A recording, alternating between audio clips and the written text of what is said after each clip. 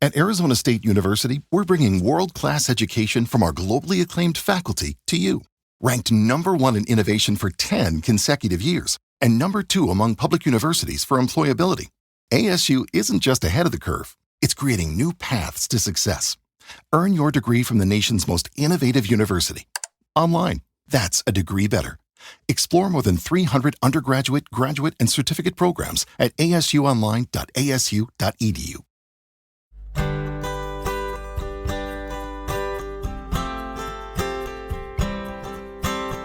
Portal Clinic. Hablemos de salud. Portal Clinic es un proyecto elaborado junto con la Fundación BBVA.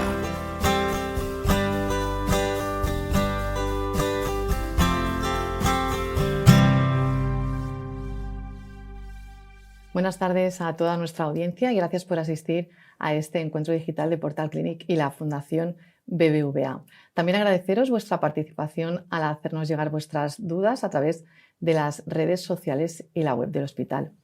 Hoy vamos a conversar sobre depresión y prevención del suicidio y para ello tenemos el placer de contar con la participación de la doctora Iria Grande, que es psiquiatra del Hospital Clínic Barcelona, y Ana Lara, que es superviviente y terapeuta de la Asociación de Supervivientes Después del Suicidio. Vamos a aclarar que es una asociación que ofrece un espacio de acompañamiento a las personas que han perdido a un ser querido por suicidio, conocidas como supervivientes, y que además pues, tiene la voluntad de romper con el tabú que existe en torno al suicidio. ¿Es así, Ana? Es así, Laia. Sí, gracias. Pues muchas gracias a las dos por compartir este rato con nosotros. Os voy a comentar un poco cómo va la dinámica del encuentro, y es que los usuarios nos han hecho llegar preguntas que hemos separado por bloques para darle un poquito de orden, ¿no?, a esta conversación. Pero antes de dar paso a estos bloques de preguntas, me gustaría poner encima de la mesa una cuestión, y es si existe relación entre los trastornos mentales y el suicidio, y si concretamente el trastorno por depresión, la depresión, tiene un peso importante dentro de estos trastornos. Pues efectivamente, Laia, primero dar las gracias porque no siempre tenemos la oportunidad con Ana de hablar de este tema del suicidio, que durante mucho tiempo ha sido tabú. Entonces, gracias por tener este espacio. Y ciertamente sí que hay un vínculo, una relación bastante elevada entre el suicidio y los trastornos mentales, pero también hay que tener en cuenta que hay gente, también, bastante gente, una alta prevalencia de gente que se muere sin haberse diagnosticado previamente de un trastorno mental. Porque no se ha diagnosticado, aquella persona no pensaba que pudiera necesitar ayuda, que no la requería, y entonces hay mucha gente también que se muere por suicidio y no se conoce un diagnóstico previo. Por eso recomendamos que cuando veamos, ¿no?, y Ana nos explicará seguro cuáles son las claves para tener en cuenta cuando algún compañero, amigo, familiar cercano necesita ayuda, ¿no?, que son estas palabras que tenemos que tener en cuenta para decirle a nuestro compañero, amigo, familiar que pida ayuda. Esto es un tema en el que podemos ayudar, y nosotros más como profesionales, cuando sabemos a alguien que viene y que tiene un trastorno mental que diagnosticamos nosotros y que intentamos tratar en esa población, ¿no?, que es la que tratamos más nosotros, sí que se ha visto que la prevalencia del suicidio es mucho más alta. Sobre todo, como decías, en gente que tiene depresión. La depresión está en ese trastorno depresivo que conocemos todos, ¿no?, que yo estoy deprimido, ¿no?, una cosa es estar deprimido, ¿no?, que seguramente esa era una de las preguntas, sí. O que tengo un trastorno depresivo. Pues esta gente que tiene un trastorno depresivo diagnosticado tiene más probabilidad, suele ser del doble, pero también hay otros trastornos que implican la depresión, como es el trastorno bipolar, que son estados de ánimo muy elevados y depresiones, episodios de gran tristeza. Entonces, en esos incluso la prevalencia es mayor, incluso es, ¿no?, pues tres veces más que en la población habitual. Y después hay otro tipo de trastornos que serían más los relacionados con la impulsividad. Hay gente que, porque le ha sucedido un efecto acto que no esperaba a lo largo de la vida. Hay intentos de suicidio que tal vez no prevalece tanto la clínica depresiva aguda que tiene esa persona, sino un acto de impulsividad más reactivo a eventos que le suceden. Ana, en tu caso, ¿nos puedes así un poco situar en tu caso, en tu experiencia? Sí, bueno, yo perdí a mi hermano hace 12 años de muerte por suicidio. Es verdad que nosotros en casa no teníamos constancia de que su trastorno, él tenía un trastorno depresivo de hacía un tiempo, pero no teníamos constancia de que fuese tan grave, ¿no? Porque entiendo, no sé si la doctora Iria me puede corregir, que suelen ser trastornos graves, depresivos graves o, ¿no?, en unos casos realmente graves. Entonces no teníamos constancia, entonces él murió por suicidio, evidentemente sin nosotros haber detectado absolutamente ningún indicio de nada. No lo detectamos en ese momento porque no sabíamos qué teníamos que detectar, ¿no? Mucha gente me pregunta, ¿y ahora tú crees que podrías? Y digo, bueno, ahora no lo sé, no te puedo asegurar, pero sí que es cierto que ahora podría a lo mejor detectar otras cosas que en ese momento no sabía que tenía que detectar, ¿no? Como pueden ser estas llamadas de ayuda y de todo, ¿no? Entonces, bueno. Sí, son preguntas que vamos a resolver, ¿no?, a lo largo de esta conversación. Pasamos precisamente al primer bloque de unas preguntas generales. Eli pregunta si es cierto que la depresión afecta de manera diferente a hombres y mujeres. Digamos, bueno, es inevitable que tenemos diferencias, ¿no? Físicas son obvias y psicológicas y mentales también. Entonces, la forma de expresar también es diferente. Entonces, nosotras, ¿no? Aquí ya podríamos discutir si es un tema social, ¿no?, o es algo más biológico, pero nosotras, ¿no?, somos más de sufrir, de explicarlo, de compartirlo. En los hombres, ¿no?, como seguramente pasaba con tu hermano, pues ellos no, ¿no? Sería más, bueno, también es un tema más cultural, ¿no? Pues porque yo tengo que aguantar, claro, ¿no?, porque es lo que me toca y no puedo expresar mis debilidades. Entonces, por ejemplo, a ellos les da más por consumo de tóxicos. ¿No? Pues una forma de desfogarse pues es, ¿no?, más el consumo de alcohol o de otro tipo de sustancias para evadirse más. Entonces, por ejemplo, esto es una diferencia que existe en cómo se expresa el trastorno depresivo en función de sexos. Porque los síntomas también se manifiestan de manera diferente en unos y otros. Digamos, los síntomas más característicos pues son los mismos. Son, ¿no?, comunes. Exacto, son comunes. Por ejemplo, ¿no?, la falta de disfrutar, ¿no? Pues ese es un punto clave en la depresión. Pero bueno, un chico disfrutará más seguramente viendo un partido de fútbol y nosotras disfrutaremos más o perderemos esto más con nuestras compañeras en una comida con las amigas, ¿no? Entonces, los síntomas son los mismos, pero la expresión de ellos, ¿no?, sobre todo algo que preguntamos mucho en gente mayor, ¿no? Como estamos diferenciando por sexos, también hay una diferencia etaria. Tú de adolescente disfrutas con unas cosas y de mayor con otras. Entonces, aquí es la importancia que el profesional tenga esta experiencia. Y lo típico que preguntamos, ¿no?, en gente mayor es si disfruta con los nietos o no. Si un abuelo te está diciendo que no está disfrutando con los nietos, tenemos un grave problema. Aquí pregunta Carolina relacionado con esto, si los síntomas de la depresión en adolescentes son los mismos que en adultos o si puede haber diferencia, ¿no?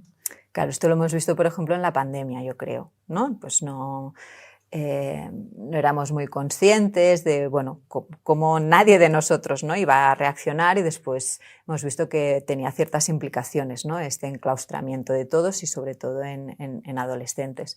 Pues los adolescentes son un poco como un volcán, ¿no?, que ellos mismos se tienen que regular sus energías. Entonces, pues a lo mejor ellos no están tan pasotas como alguien que está en un episodio depresivo que le cuesta hacer más cosas. Hay que sí, pero hay otros que están más irritables. Entonces, ¿no?, la gente dice, ay, no está deprimido porque no está triste, ¿no? Pero no, tú puedes estar deprimido y no estar con una tristeza profunda puedes tener estos síntomas de irritabilidad que también se consideran en una depresión, por ejemplo. Ana, en el caso de tu hermano, ¿se reflejaba alguno de los síntomas de los que habla Iria? ¿De tristeza, no tener ganas? No, la verdad es que sí que hubo, sobre todo al final, ¿no? Porque lo que nosotros hacemos cuando tú pierdes a alguien de muerte por suicidio es buscar el porqué y los ISIs, ¿no? ¿Qué podría haber hecho yo y sí, ¿no? Y el porqué, al final es una pregunta que nunca va a tener respuesta, pero lo intentamos durante mucho tiempo, por eso es un duelo que nos cuesta mucho y es un duelo muy, muy largo, ¿no? Entonces, durante esta búsqueda de respuestas, te vas dando cuenta de cosas que a lo mejor sí que tenían que ver, ¿no? Entonces yo, por ejemplo, me di cuenta que sí que al final, pues el último fin de semana que estuve con él, sí que me acuerdo pues, que le costaba pues, por la mañana que le costaba levantarse, ¿no? Que era una cosa que a lo mejor no le había pasado antes, pero bueno, lo puedes achacar a que, pues, que la noche anterior estuvimos de cena hasta tarde y lo que sea, ¿no? Pero seguramente era eso, pero realmente él no tenía... yo creo que tenía como, no sé si existe una depresión encubierta, ¿no? Que era como por fuera muy alegre y todo muy bien, y luego por dentro es cuando él se lo llevaba, ¿no? Entonces, en este caso, bueno, sí que luego nos dimos cuenta de que cuando ya una vez murió, sí que luego pues vas cogiendo cosas y vas diciendo, ostras, pues esto seguramente tiene que ver con eso, ¿no? Por eso es tan importante muchas veces poder hablar de qué tipo de señales o de qué tipo de indicios pueden avisarnos, ¿no? Retomo su pregunta. ¿Existe una depresión? ¿Puede existir una depresión encubierta que se manifieste tan al final, como si dijéramos, en este caso, como le pasó al hermano de Ana? Claro, aquí es nuestro trabajo, digamos, ¿no? Aquí es la importancia de especialistas en el tema, gente formada que sepa detectar estos signos de alarma, que no siempre es fácil detectarlos, pero aquí nuestro trabajo, digamos, por eso la importancia en cualquier signo de alarma es acudir a un profesional porque él sabrá valorar, ¿no? Como en cualquier otra especialidad que acudimos a alguien que sabe del tema para que nos ayude y nos explique, bueno, nos ponga en valor o no esa situación que le estamos describiendo. Marc, en este sentido pregunta, dice, ¿es posible que una persona no reconozca que está deprimida y cómo la puedo ayudar si no quiere acudir a un profesional? Es complicado, ¿no? Lo que decías tú, ¿no? De que lo ideal sería que acudiera a un profesional para que tenga un diagnóstico de lo que le sucede, pero si la persona puede ser que no lo sepa o no quiera, ¿cómo puedes acompañar, ¿no? en este sentido?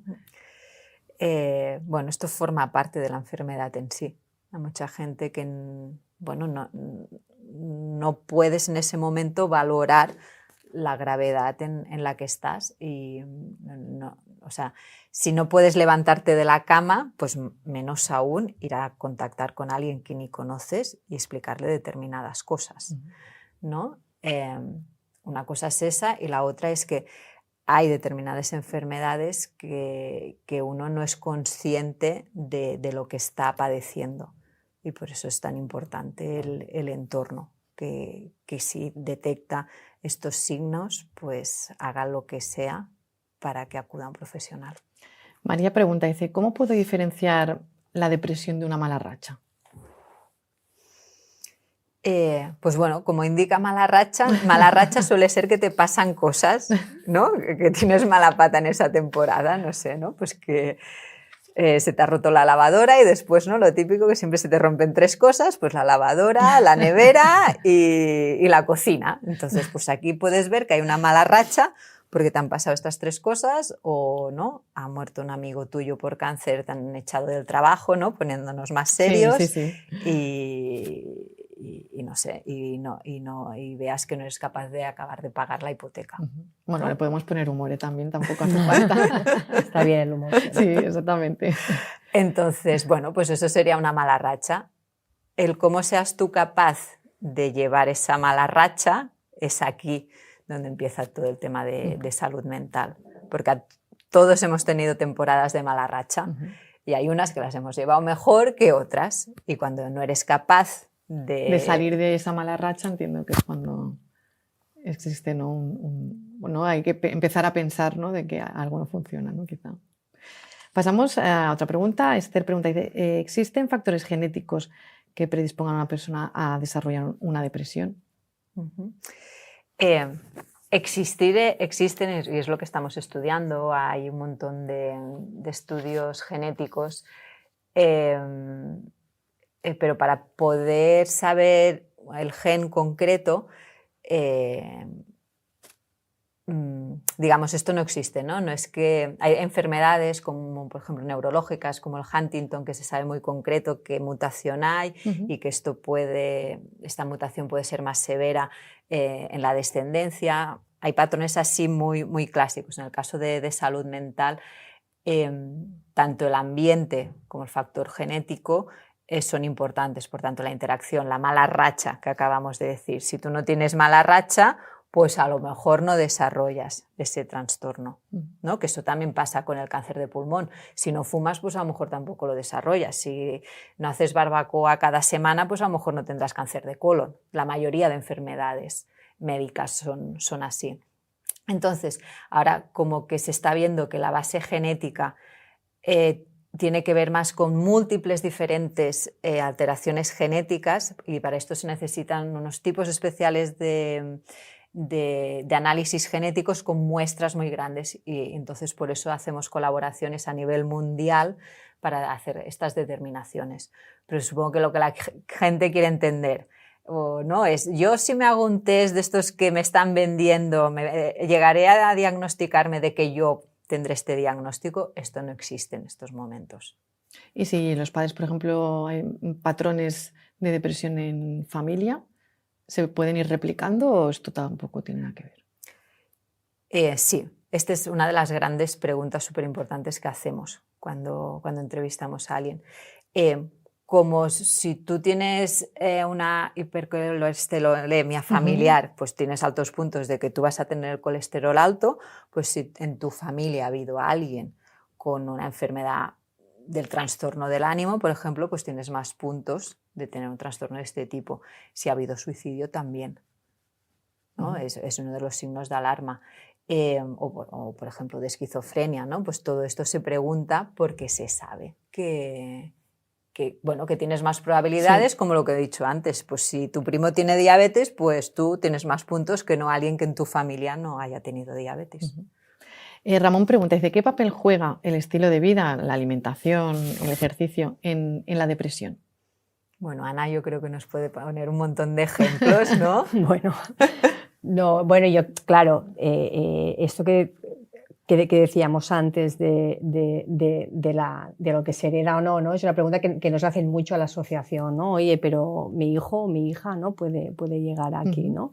Y yo creo que lo que dice la doctora, y además que creo que es importante poner una buena educación desde base, ¿no? De educación en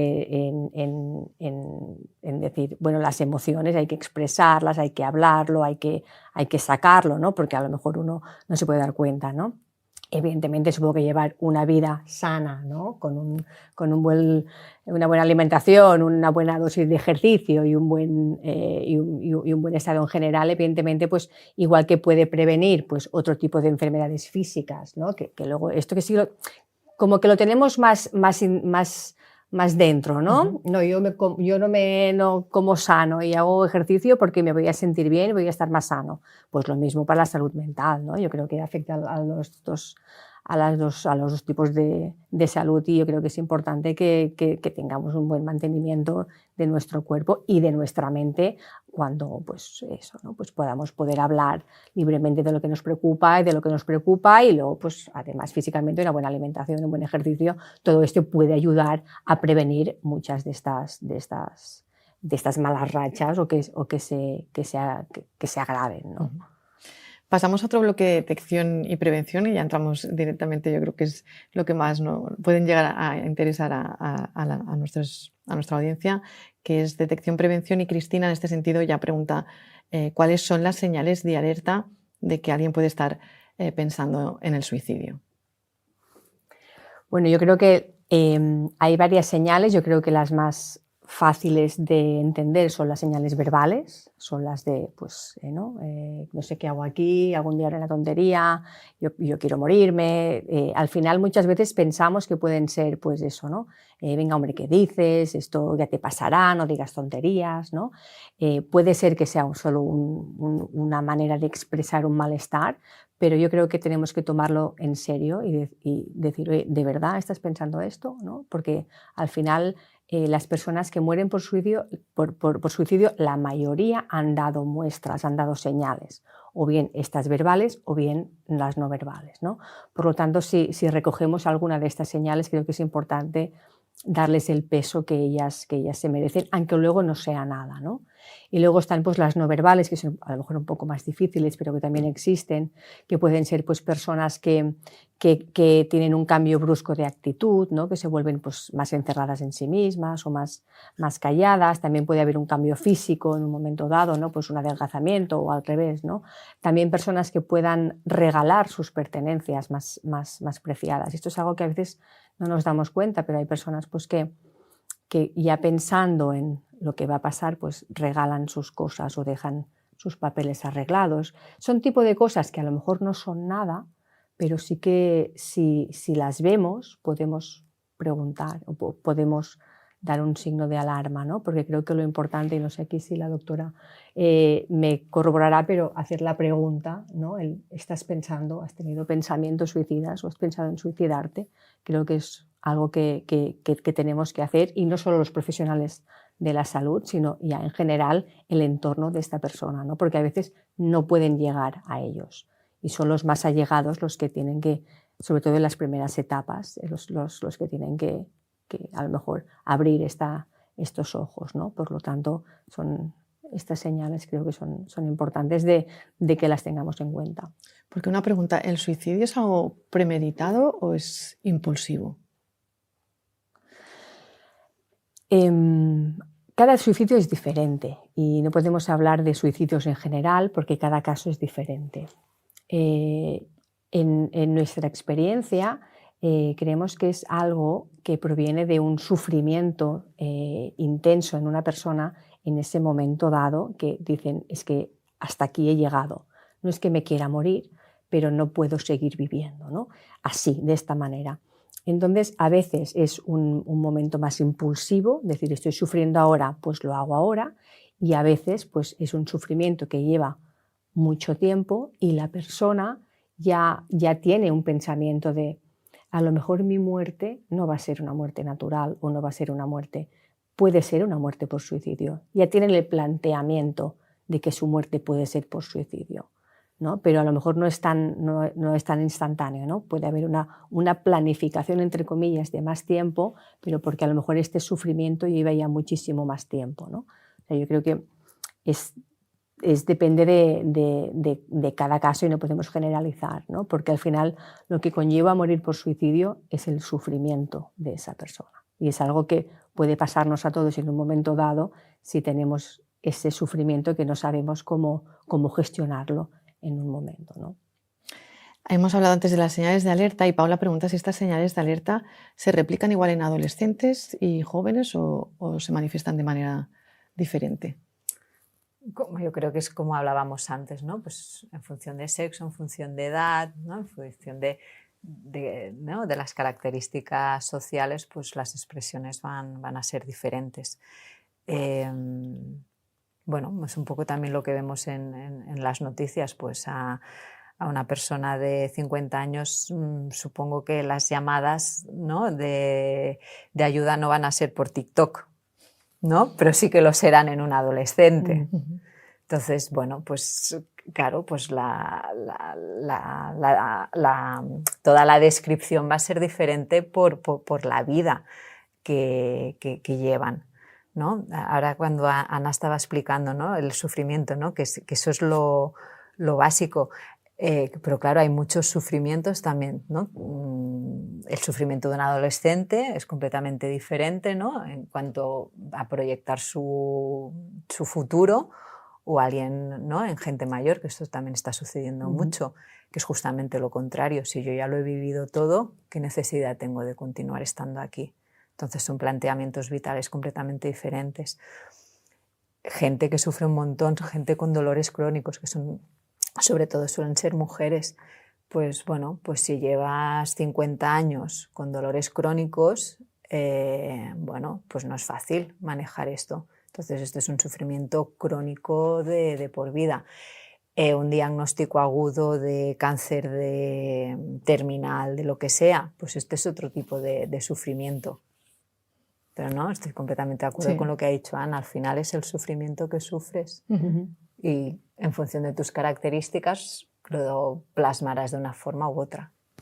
Hemos dicho que existe, ¿no?, relación entre un trastorno mental, en este caso más la depresión, con el suicidio. Entonces, si una detección precoz o temprana de una depresión, podríamos decir, reduce las posibilidades de que acabe en suicidio, ¿de quién depende esta detección de precoz?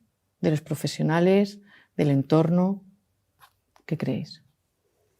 Bueno, un trabajo de todos, ¿no? Yo creo. Exacto. Bueno, para mí yo creo que es importante también que aunque haya una relación a veces directa entre un trastorno mental y un suicidio, también, pues como decía antes la doctora, tenemos que saber que también hay suicidios que no hay un trastorno mental o bien diagnosticado o bien que simplemente no lo había. Son menos casos, pero sí que es verdad, porque no todas las personas que tienen un trastorno mental grave se suicidan, ni todas las que se suicidan tienen un trastorno mental. O sea, es verdad que es un factor de riesgo muy alto, ¿no?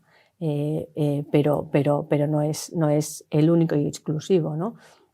Por lo tanto, evidentemente, una detección precoz de si hay algún trastorno mental es importantísimo para evitar, pues igual que una detección precoz de un cáncer, ¿no? Seguramente tendrá más posibilidades de curarse que no cuando ya ha hecho pues metástasis, ¿no? En este caso, pues creo que es importante, pero no tenemos que darle solo el fijamiento a un trastorno mental, por lo tanto no depende solo de los profesionales de la salud.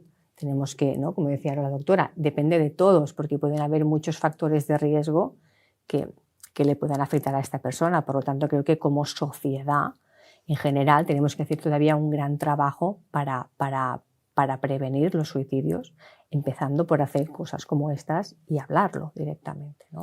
Da miedo, ¿no? Lo que hablamos antes, justo de... Exacto, da de la miedo ver palabra. La palabra, ¿no? La Suicidio palabra. como en su momento cáncer, ¿no? Claro, o sea, pero son da palabras miedo, que asustan. Da miedo porque no se ha dicho hasta ahora. Por eso da miedo, ¿no? Cuando se empezó a hablar de cáncer y no del el mal lleig, ¿no? Del mal feo, pues la palabra cáncer empezó a disminuir de potencia. Pues con el suicidio va a pasar lo mismo.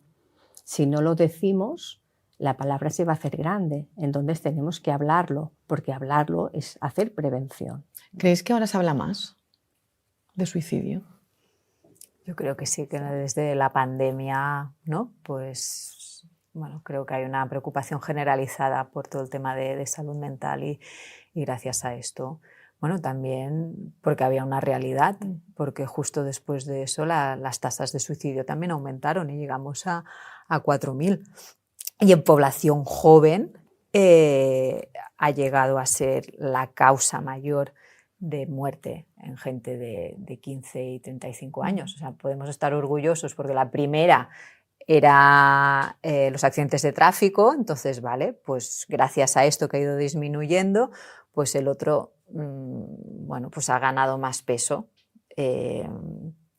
No solo porque haya bajado la otra, sino porque también ha incrementado al mismo tiempo. Entonces, muy bien lo que hemos hecho en prevención de otro tema, que es el de accidentes de tráfico, pues ahora toda esa energía que hemos focalizado para todo el tema de prevención de accidentes de tráfico, pues ahora nos toca para que vuelva a ser la mayor causa de muerte en gente joven. Sandra precisamente pregunta que qué estrategias podemos seguir para prevenir el suicidio. Ella comenta en personas con antecedentes de intentos previos, pero me gustaría aclarar antes cuáles son las estrategias de prevención en general. O sea, hay unas líneas muy claras. Sí, ¿no? Yo estoy aquí en representación de una, pero es como decía Ana, pero es solo una. En otra estás tú, Laia, que es en los medios de comunicación. Es súper importante, ¿no? Es cómo se difunde bueno, pues los suicidios de gente conocida.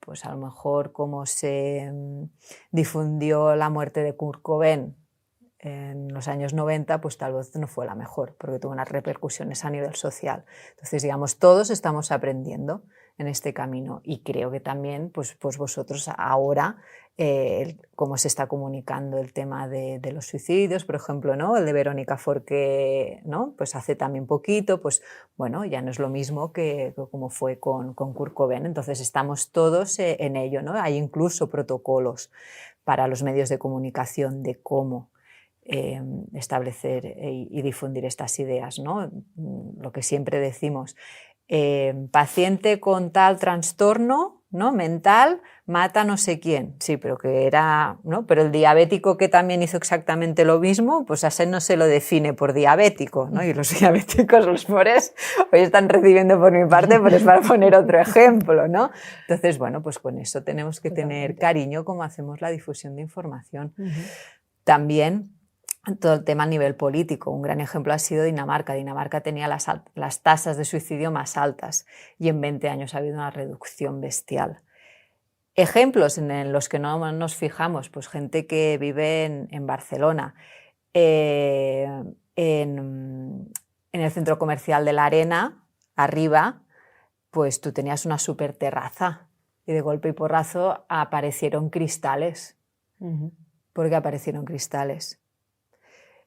En Diagonal, ¿no? En el Corte Inglés de Diagonal también pasó exactamente lo mismo. ¿Por qué? Bueno, pues son mejoras que se están estableciendo porque se tiene en cuenta este tema que a lo mejor pues hace 20 años no se hubiera valorado. ¿Y en Dinamarca se sabe por qué bajaron tanto las tasas?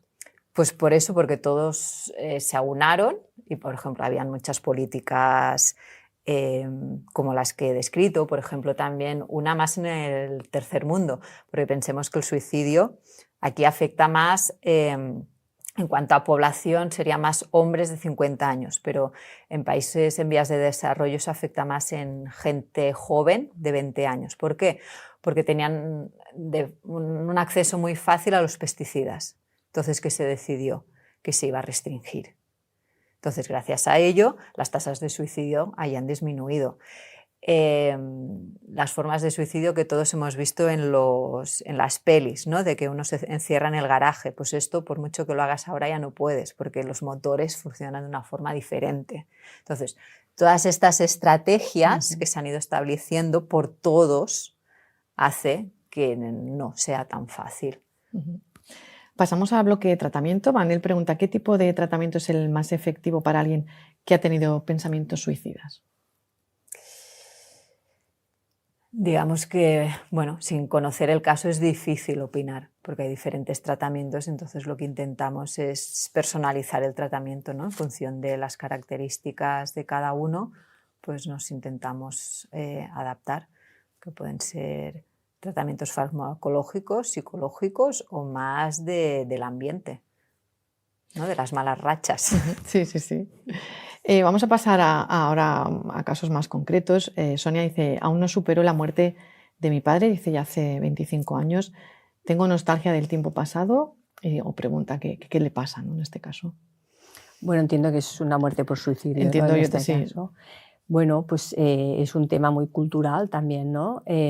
Hace 25 años, si ahora se habla poco, hace 25 años ya ni te cuento, ¿no? Lo que se hablaba, cero. Entonces sí que es verdad que el duelo por muerte por suicidio es un duelo un poco más complejo, como decía antes, es un duelo un poco más complicado que se tiene que trabajar.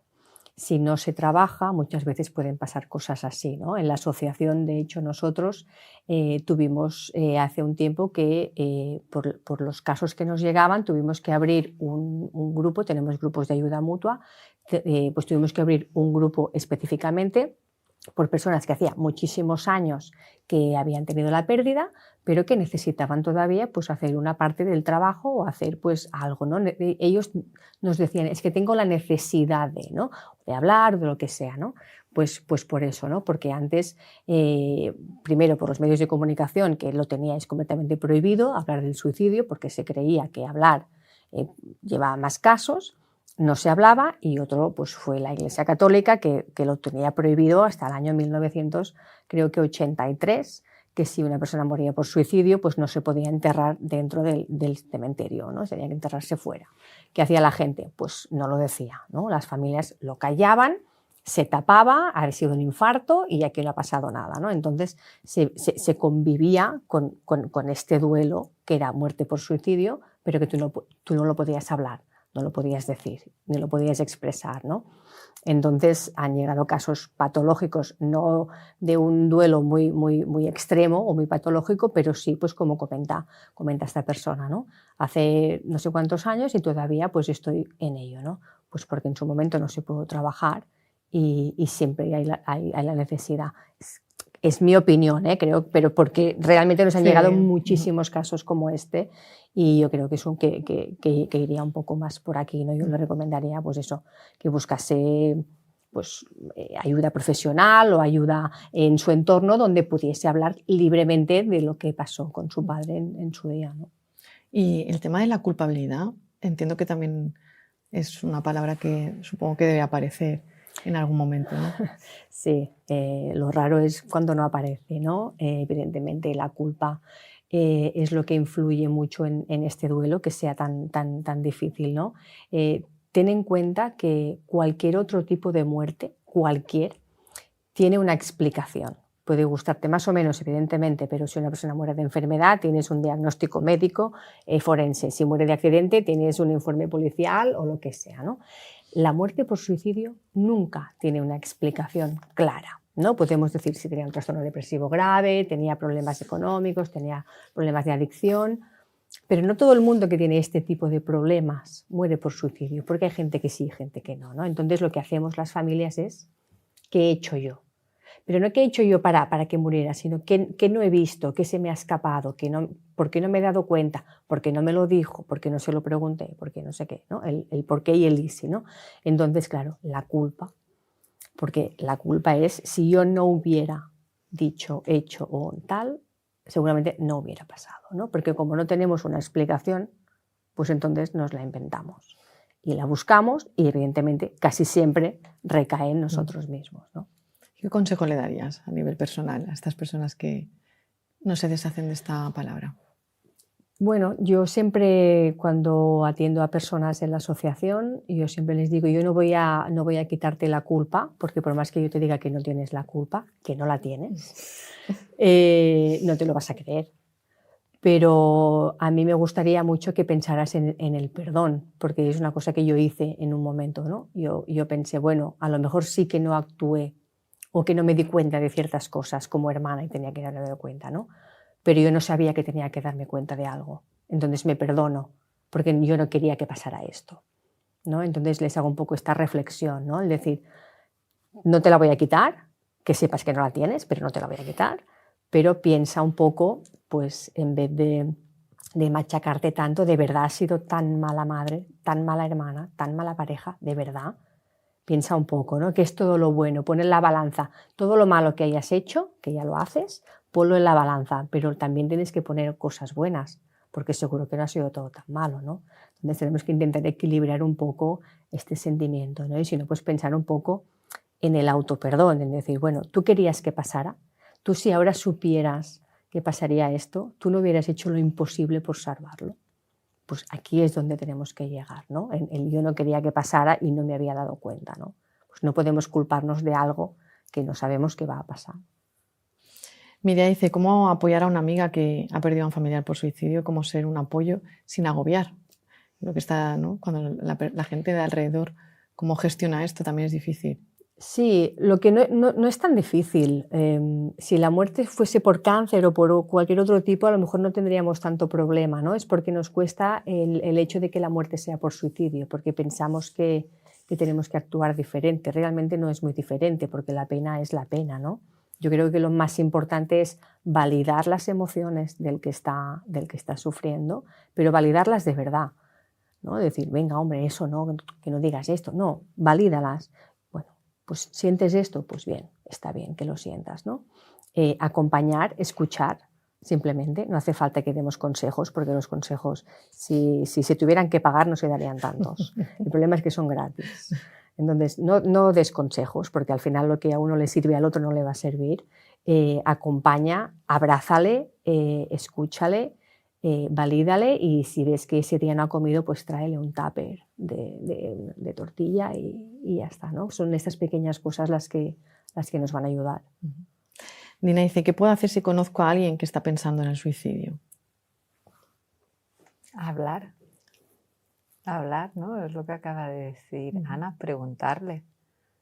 Y no tener miedo de preguntarle, ¿no? ¿Estás pensando que el suicidio es una opción en tu situación vital?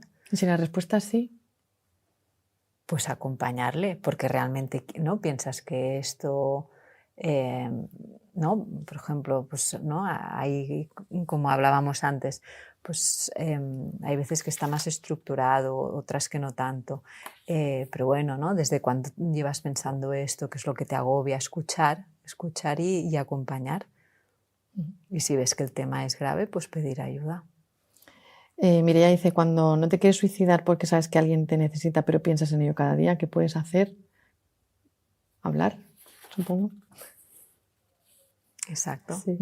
Y eso es un pensamiento bastante frecuente, sobre todo en madres, por ejemplo, ¿no? Que no lo hacen porque tienen, ¿no? Para nosotros, ¿no? Es un factor protector de suicidio, tristemente.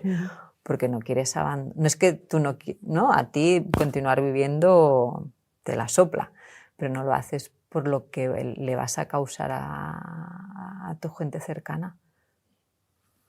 Vamos a cerrar ya con el último bloque sobre la situación actual. Ruth pregunta qué avances hay actualmente en el tratamiento y en la prevención de la depresión y el suicidio. ¿Qué líneas? ¿Por dónde se está trabajando?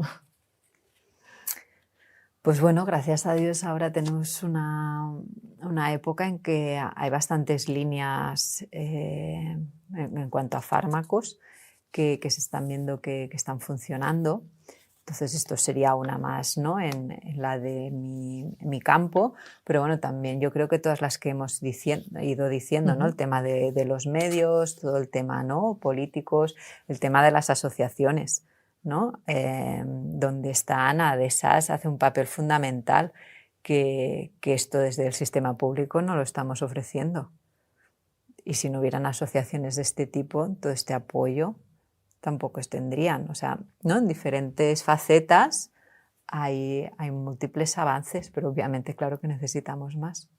Es importante que introduzcamos el sistema educativo, ¿no? Creo que para mí es básico, como he dicho antes, ¿no? Poder empezar ¿no? Que una de las preguntas más comunes que tenemos cuando viene gente con niños pequeños es ¿qué tengo que decirles? ¿No? Digo, pues decirles la verdad, ¿no? ¿Cómo le voy a decir la verdad? ¿No? Si tiene 9 años, tiene 10 años, bueno, pues que necesitan saber la verdad, ¿no? Porque tienen que naturalizar también, ¿no? Entonces, el sistema educativo también creo que es un sistema que también tenemos que empezar desde las administraciones, ¿no? A poner un poco de peso en la salud mental, igual que hacemos en la salud física, ¿no? Bueno, pues muchas gracias a las dos por compartir este rato con nosotros y ayudarnos a concienciarnos un poco más de la importancia que tiene hablar del suicidio y que no nos dé miedo a verbalizarlo. A hablar. A hablar, exactamente. Yo creo que podemos cerrar nuestra conversación con la necesidad y lo importante que es hablar. Pues muchas gracias, como decía. Gracias. También agradecer a nuestra audiencia que nos hayáis acompañado, así como por vuestra participación, y emplazaros al próximo encuentro de Portal Clinic y la Fundación BVA. Hasta entonces, cuidaros y mucha salud. Para más información, podéis consultar la web clinicbarcelona.org/Portal Clinic. Portal Clinic es un proyecto elaborado junto con la Fundación BBVA.